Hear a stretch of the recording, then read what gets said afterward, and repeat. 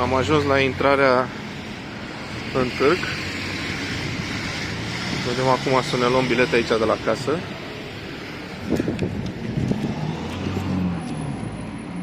Un bilet, vă rog.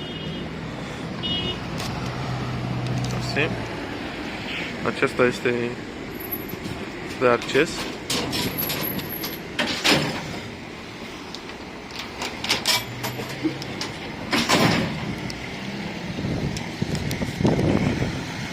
Am intrat. Biletul costă 5 lei.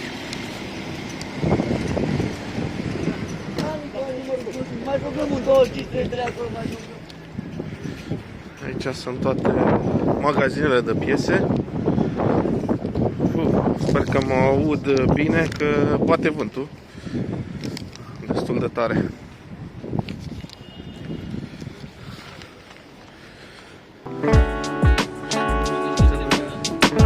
Trebuie să mergem pe la mașini să vedem ce mai este acolo. Târgul este un pic de mișcare, este un pic de lume, nu ca într-o zi de vară, dar este.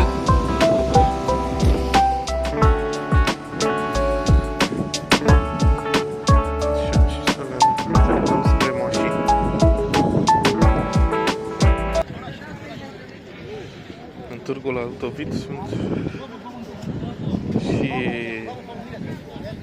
vechituri, antichități. Uite, ursulețul, pentru nepoate, ursulețul.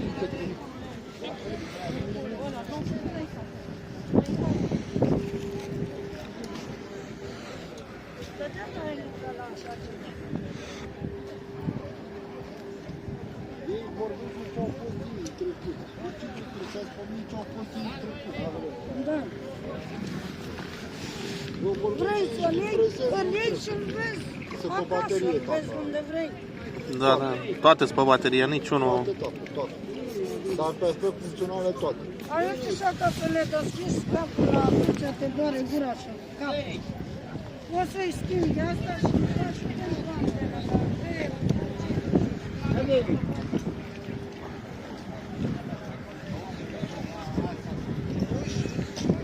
Da, este frig, s-a norat.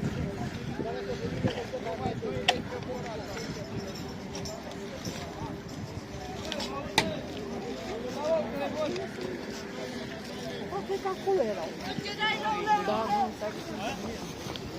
Am alea șmechere, Iancărmeister din aur, 150 lei.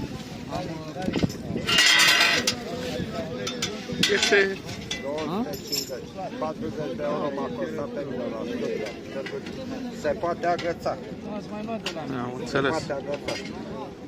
Am mai avut unul, l-am vândut acum 2 duminici. Se pare că ați luat un Nu s-a discutat. E ceva diferit față de ce găsești pe aici. Ceva diferit față de ce vezi pe aici în târg, chestia asta. E o raritate. Da. E o raritate, dacă nu există. Deci, în ani de zile, de când mă duc eu în Germania, o singură dată am găsit, era 100 de euro pe amândoi, dar alții era culcat asta, 80 de euro. A, și mergeți în Germania și luați lucruri din astea? Și... Lucrez în Germania. A, lucrați în Germania. Sunt blocat în țara noastră. Am înțeles. Momentan. Foarte frumos. Ok? Foarte frumos. Nu, e tragedie. Aduceți lucruri din În astea. primul rând că nu vreau să plec din țara mea, dar n-ai control. Da. Ce, ai găsit codul? În România nu se găsește de lucru pe domeniile mele. Ce domeniu activați? Fizică și teatru. Regie de teatru și cercetare științifică. Totul e... Super. Deci mai tragi de atâta ce poate fi. Da. Deci dacă vă interesează, m-au tot întrebat. Da. O zi bună vă doresc, la revedere.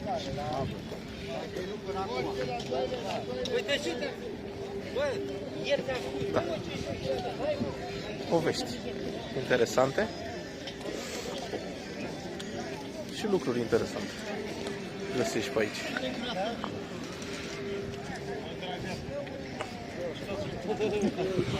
Da, târgul se întinde destul de mult.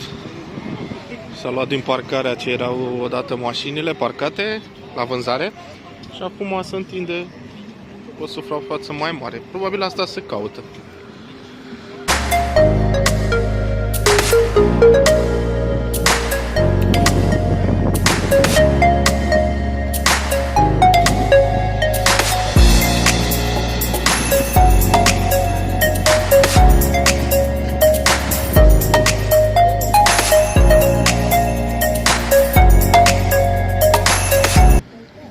Toate relocurile.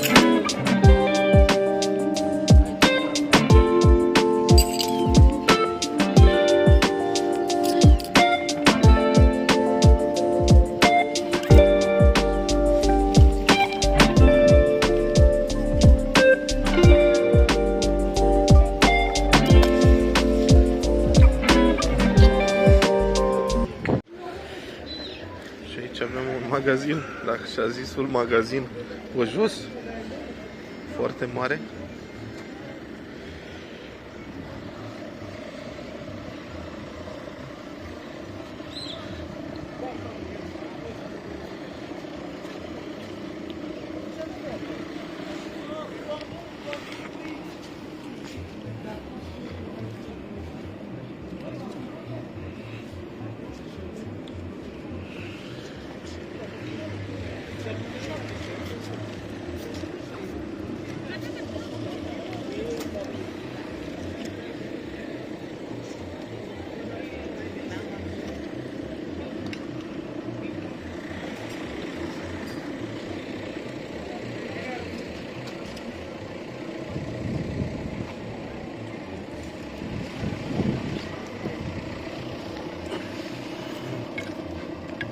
Avem și aici o poză veche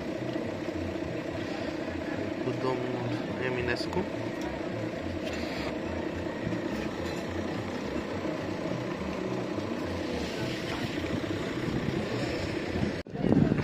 Găsim și zona de detergenți și odorizante, șervețele, oale și perne, pilote.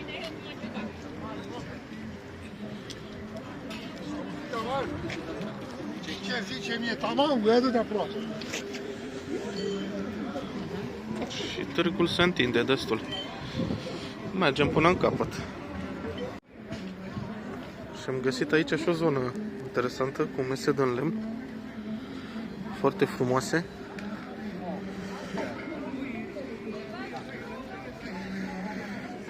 Și aceste tocătoare.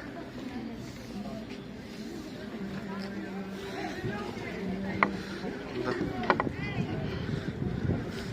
Da. Talent.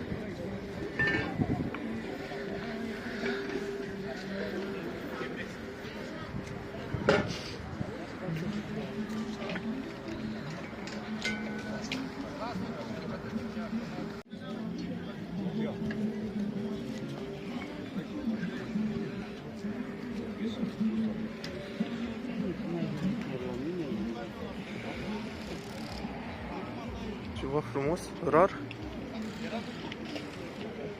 Consider că doar în târguri mai găsești așa ceva.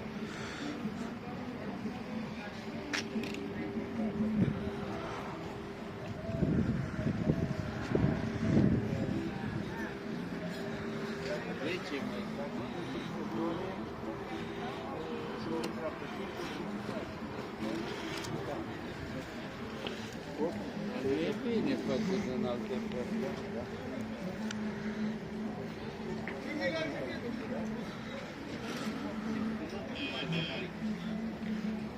Stau aici.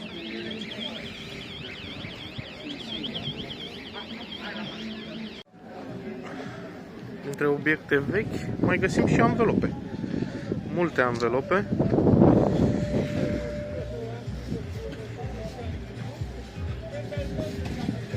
Dar și o motocicletă veche.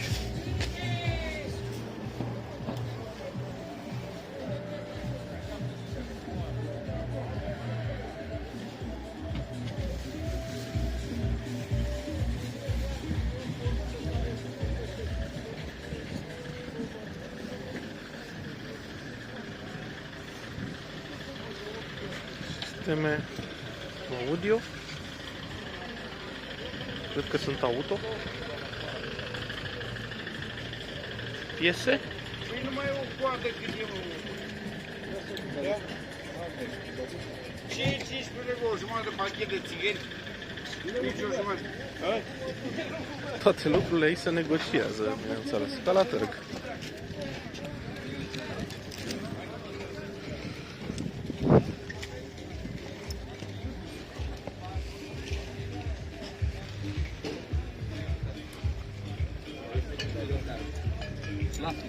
Cărți.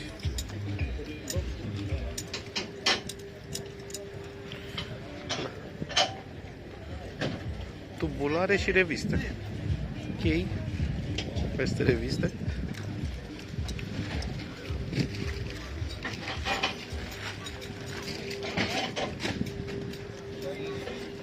Una, 2, 63, 64, 65, 6, 67, 68, 69, 70.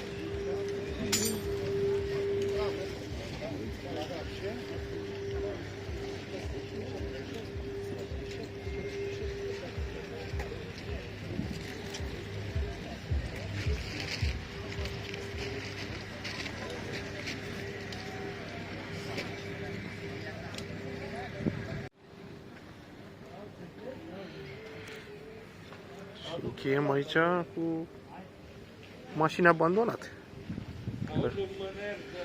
Care odată probabil au fost de vânzare pe aici prin târg. Cam așa se prezintă târgul.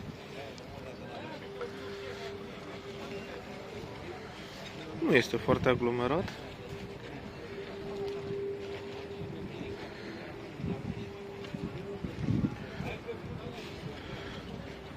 Dar este mare. Și după cum spuneam, toată lumea negociază. Cred că orice produs de aici se negociază.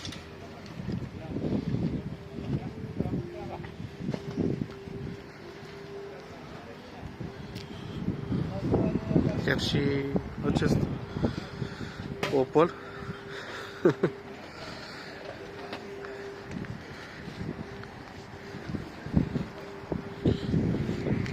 Este un Opel Signum. A fost frumoase la vremea lor, dar acum este o ruină.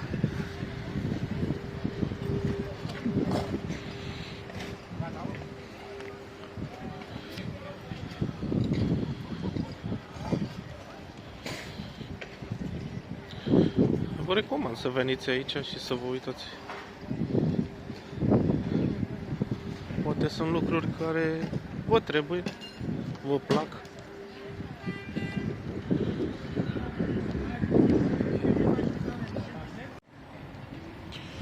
Cam asta a fost și cu târgul Autovit în Vitan. Am plecat și cu ceva amintire. Și cam așa se prezintă tot. Furnalele acolo scot fum.